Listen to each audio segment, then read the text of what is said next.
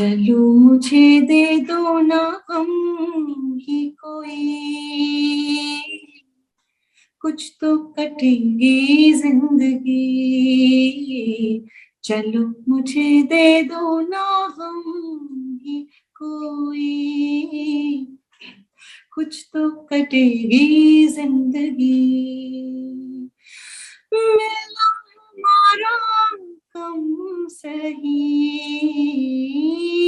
मिला हमारा कम सही, कुछ तो कटेगी जिंदगी। चलो मुझे दे दो ना हम ही कोई, कुछ तो कटेगी जिंदगी। बहुत खास मेहमान है हमारे साथ जिनका अभी आपने सुरीली सुरीली आवाज सुनी। ये आवाज बॉलीवुड में भी काफी सुनाई दी है। बहुत चुनिंदा लेकिन बेहद खूबसूरत गीत है।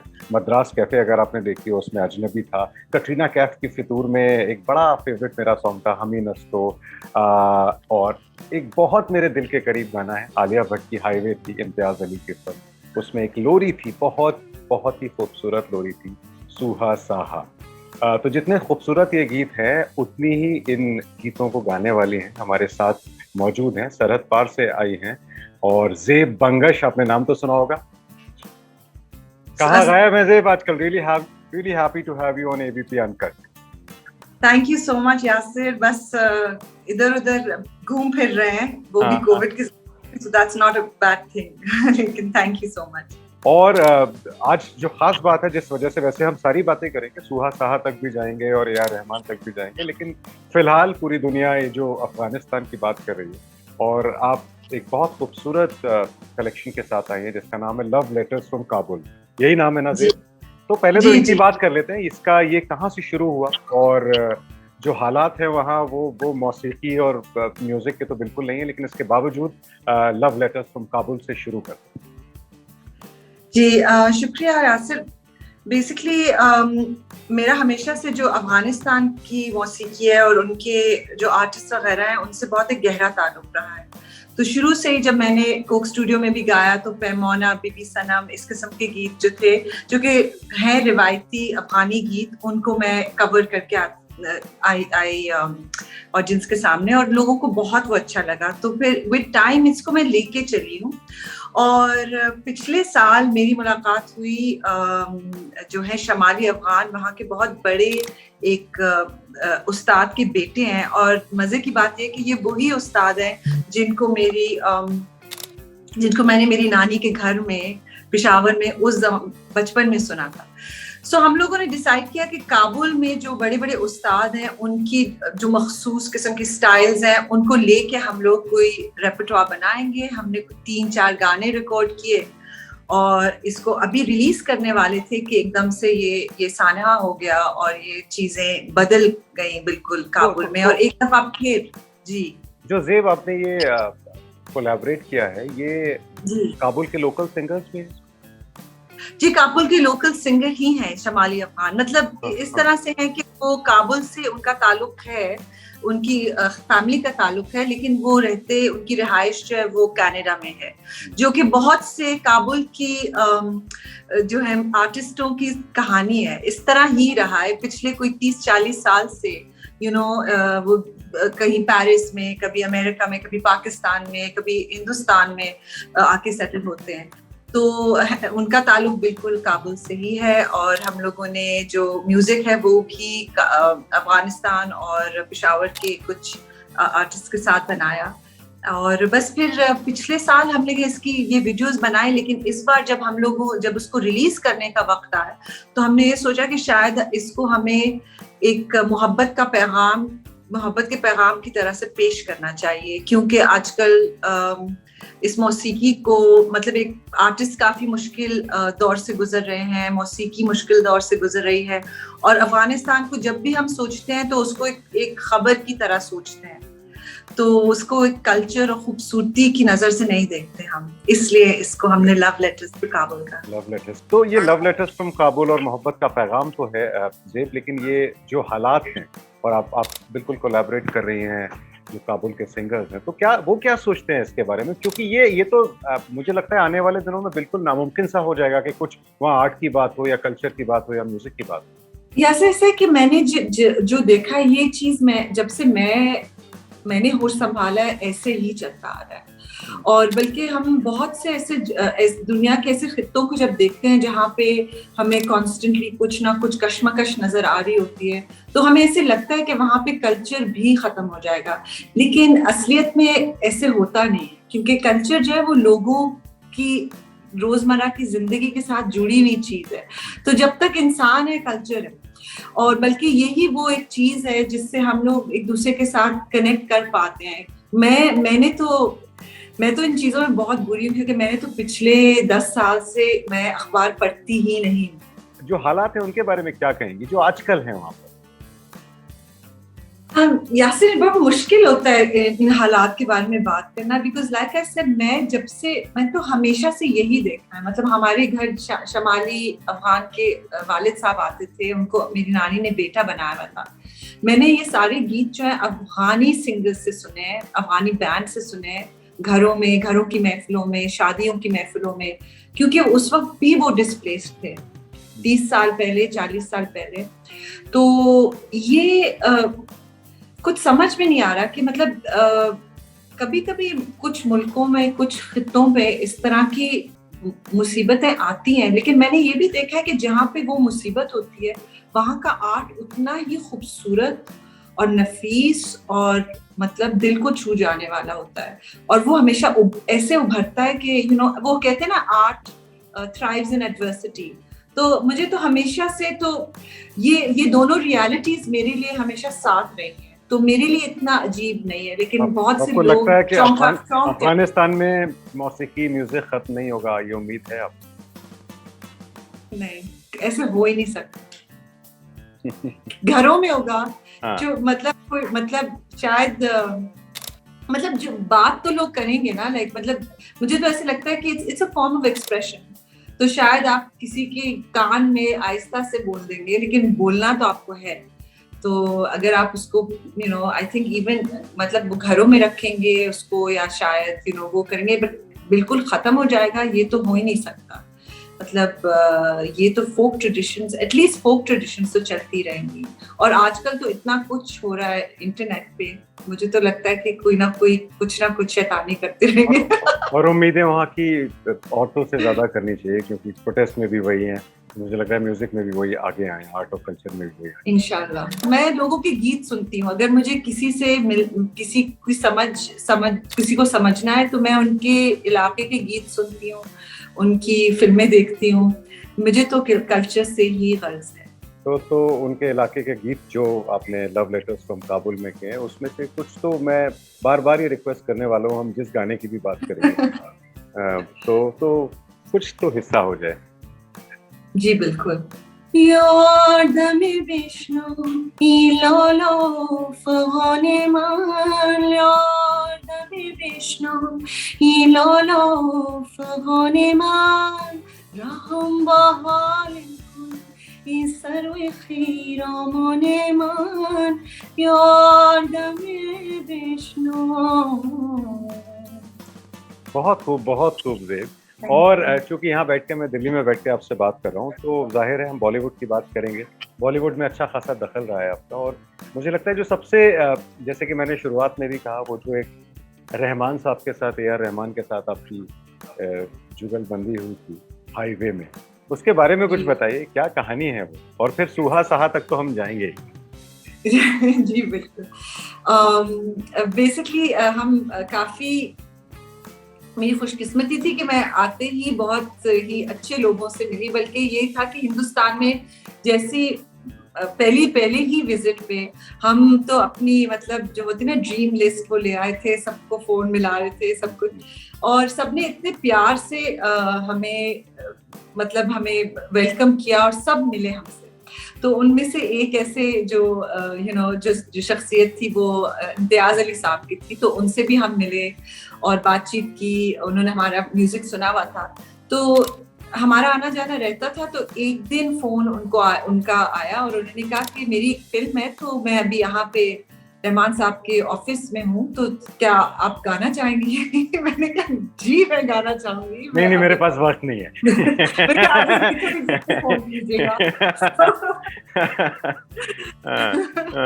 तो जी, तो इस तरह से कुछ हुआ, बिल्कुल जिसे कहते हैं ना द यूनिवर्स अलाइंड।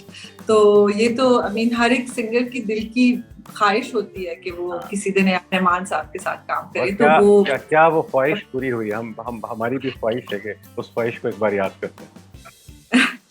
तो आप मतलब आप गुनगुनाने की तरफ हो कर? बिल्कुल। हम जो भी सिंगर आता है हम उसको ऐसी टॉर्चर करते हैं। अच्छा ठीक है। सुहा साहब। सुहा साहब।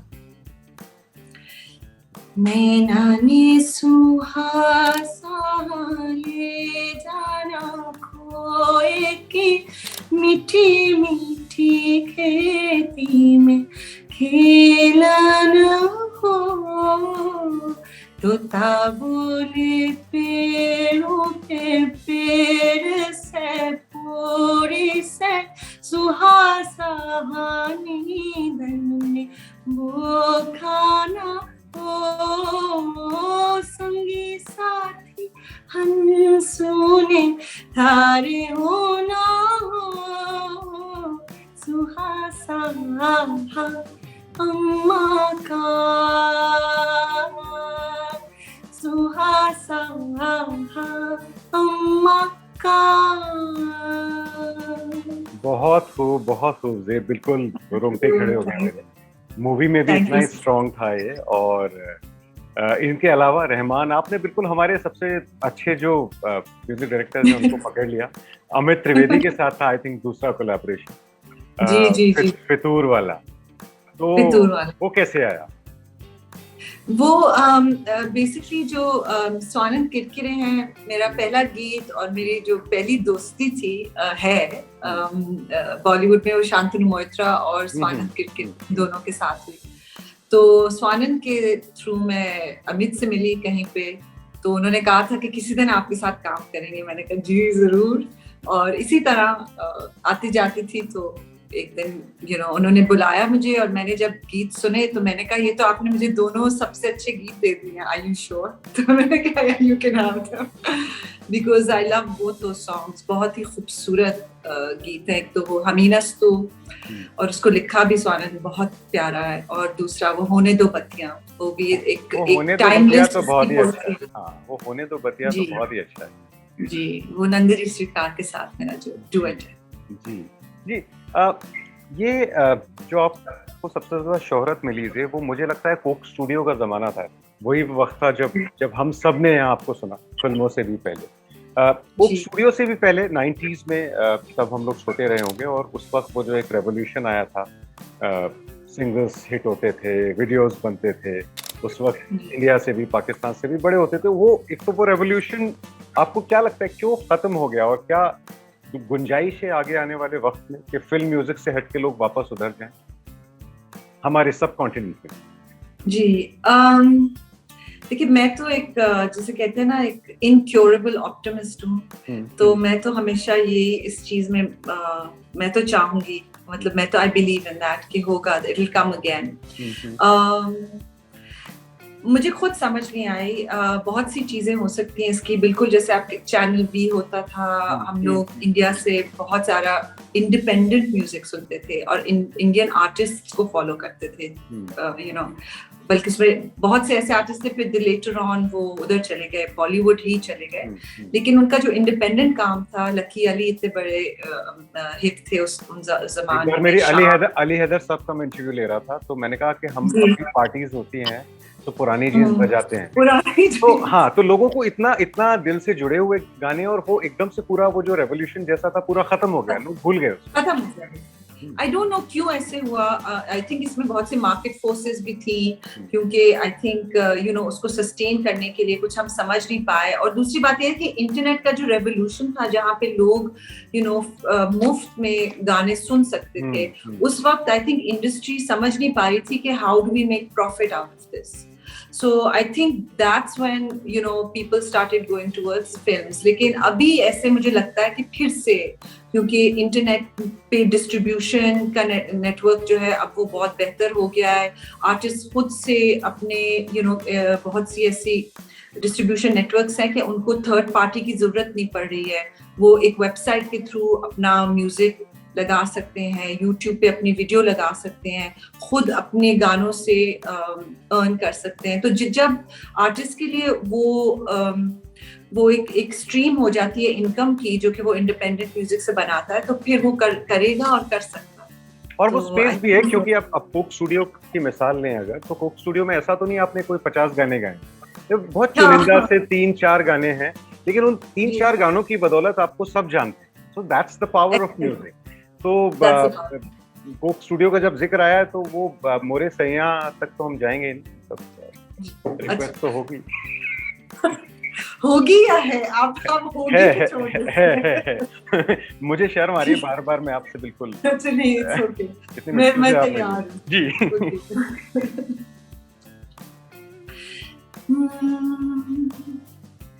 बादल में से चंद्रमा मोहे देख देख मुस्काए, मुझसे मेरी चाल पूछने पवन चकोरे आए. ये मौसम मिलने का है, फूलों के खिलने का है. आजा रे मोरे सैया, आजा रे मोरे रसिया, आजा आजा. बहुत अच्छा. जिस वक्त आप बड़ी हो रही थी ज़ेब, पाकिस्तान में लाहौर में थी आप? जी, लाहौर में नहीं थी मैं एक्चुअली हर जगह पाकिस्तान में बहुत सी सिटीज में मैं घूमी थी. लेकिन वहाँ पर एक्सेस था बॉलीवुड सॉन्ग्स का लगातार. हाँ जी, बॉलीवुड से कोई नहीं बचता, कोई नहीं बच सकता. तो क्या म्यूजिक सुन रही थी, कौन पसंदीदा था? Who were your favorite singers? Ji, one of the I mean of course I grew up with Bollywood songs. मेरी नानी जो थी वो बहुत ज्यादा सुनती थी. हमारे यहाँ VHS कैसेट्स पे हम लोग ऐसे गीत माला होता टाइप चीज होती थी, तो वो हम सुनते थे. मतलब सैकड़ों कैसेट्स होती थी और उसमें ज्यादातर हम लोग पुराने गीत सुनते थे. तो मतलब आज भी अगर आप मुझे ज्यादा कंटेम्प्रेरी बॉलीवुड का पूछेंगे तो शायद मैं इतना नहीं मतलब आपको बता सकूं, या कहीं मुझे नहीं, मैं पुराने बॉलीवुड का ही पूछ रहा हूँ. पुराने ही. हाँ, पुराने बॉलीवुड, सारा ब्लैक एंड व्हाइट, सारा ये जो एरा था, ये तो मेरी मतलब बचपन की सबसे पुरानी यादों के साथ जुड़ा हुआ है. बल्कि सबसे जो पहला गीत था जो मेरी नानी ने मुझे लोरी सुनाई थी, वो भी लता मंगेशकर, लता जी की एक लोरी थी, धीरे से आजा रे अखियन में. मेरा पहला गीत जो मुझे याद है वो बॉलीवुड का ही है. और फिर पुराना शमशाद बेगम भी बहुत उनको पसंद थी. उनकी अपनी आवाज भी थोड़ी शमशाद बेगम से मिलती थी. और बस रफी साहब के गाने, मुकेश साहब के गाने, ये सारे मतलब मुझे ऐसे नहीं लगता, और हमें एक्चुअली पाकिस्तान में जनरली ऐसे नहीं लगता कि ये हमारा नहीं है. हमें अपना ही लगता है. मतलब it's part of our heritage. तो अगर मैं पूछूं कि एक बॉलीवुड से एक गाना जो मतलब जिसको कहते हैं ना कि अल्टीमेट फेवरेट, वो कौन सा होगा? ये तो हो ही नहीं सकता. सुनाना भी पड़ेगा. सुनाना पड़ेगा. अच्छा.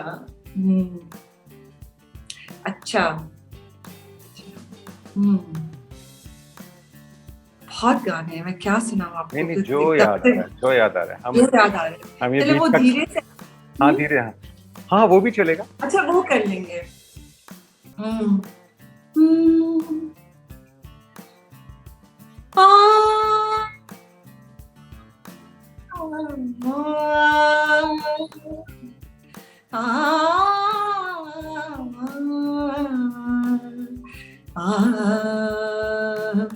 सुनो सजना पपीने, सुनो सजना पपीने, कहा सबसे पुकार के संभल जाओ, चमन वालों के आए दिन बहार सुनो सजना, सुनो सजना।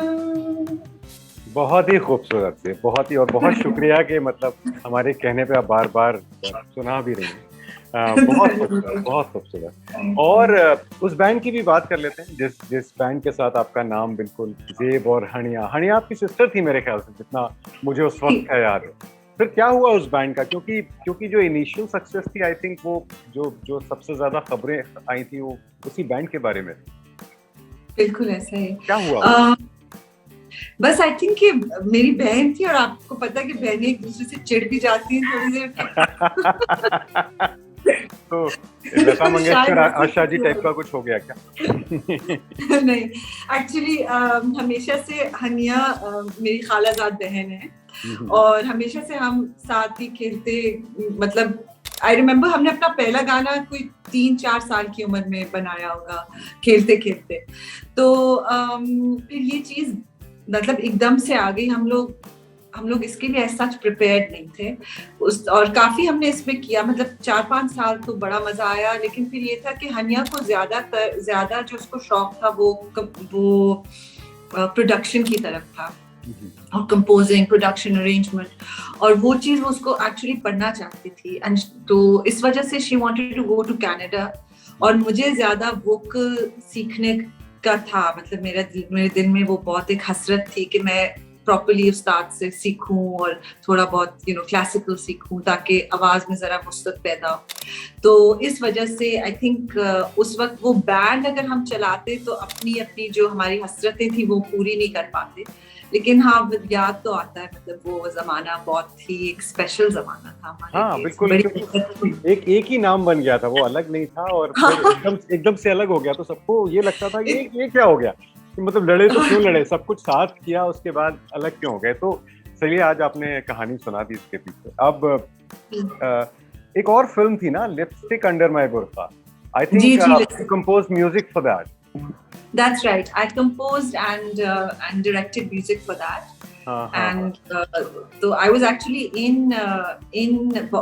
Bombay for something else, and then उसी दौरान I got a call from my management कि you have to meet this lady, Alankrita Srivastava. Yeah, and जैसे हम मिले, हम तो we became fast friends. तो she was बहुत ही, तो मुझे बड़ा मजा आया। I was like, I have to do this because the vibe was very good, because यहाँ पे बॉलीवुड में सब कुछ बहुत फॉर्मल है। Like for us, हम लोग तो बहुत छोटी सी इंडस्ट्री से आए, तो जब हम इसे देखते हैं, स्टूडियोज में भी सेक्रेटरीज होते हैं, ये तो हम जरा डरे हुए रहते हैं। so वो वहाँ पे there was a lot of like good energy, she was like एकदम से ऐसा था जैसे I'd met a friend. So I was like, I must do this.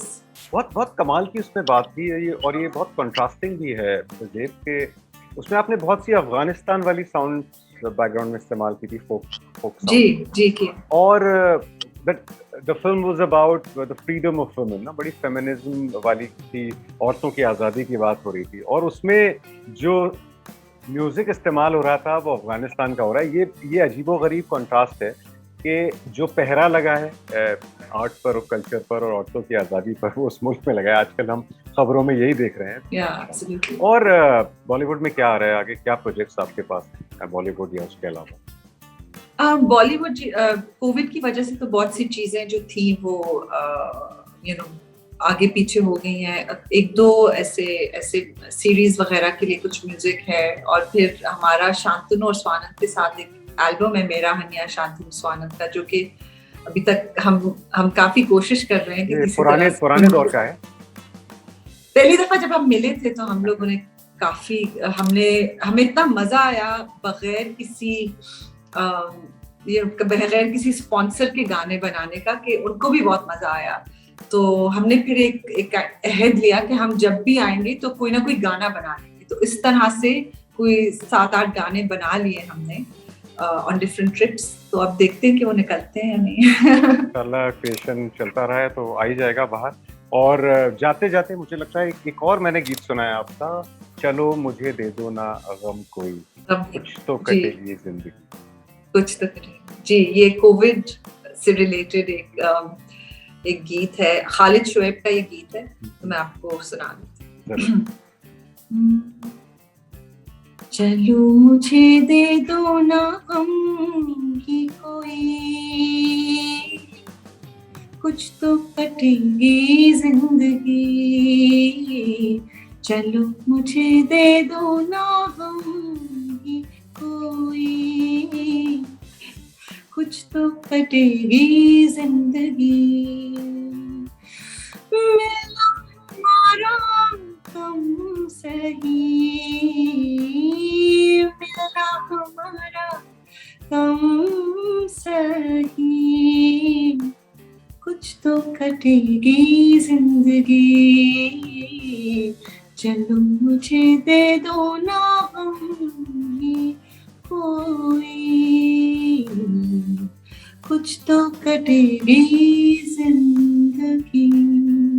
वाह वाह वाह वाह, बहुत बहुत खूब, बहुत खूब ज़ेब। और इसी उम्मीद के साथ कि कुछ तो कटेगी ज़िंदगी, कटती रहेगी, और अगली बार जूम कॉल पे ना मिलके हम लोग मिलें रूबरू, ऐसी उम्मीद करते हैं। और फिर आमने सामने बैठ के खूब बातें हों, और कुछ गीत संगीत सब कुछ हो। बहुत बहुत शुक्रिया एबीपी अनकट से बात करने का Zeb, and best of luck for your forthcoming projects. और इंतज़ार रहेगा, कोक स्टूडियोज़ का इंतज़ार रहेगा, रहमान साहब, अमित त्रिवेदी, स्वानंद किरकिरे और सबके साथ आपके कोलैबोरेशन का इंतज़ार है। बहुत बहुत शुक्रिया। बहुत शुक्रिया, thank you so much Yasin. Zeb, सारी चीज़ें आ गई, कुछ ऐसी चीज़ जो हमको और करनी? मैं नए प्रोजेक्ट्स के बारे में नहीं जानता हूँ, बस वो मेरी थोड़ी सी कमी है। बट नहीं, I think this is perfect, है ना? एक हाँ बिल्कुल परफेक्ट है। हाँ, है ना, सारी चीजें। I am dying to read all your biographies. हाँ प्लीज पढ़िएगा। तो आप कहाँ हाँ। हैं? आप यहाँ होती तो मैं भिजवा देता, लेकिन काफी दूर है। नहीं नहीं, मैं मुझे मिल जाएंगी, मैं अमेज़न पे। हाँ, अमेज़न पे मिल जाएगी, तो पढ़िएगा। और हाँ, फिर will get in touch again जब आपका नया गाना आएगा, तो जरूर बात थैंक करेंगे। You so much, I love that, thank you so much Yasmin. चलिए, खुदा हाफिज।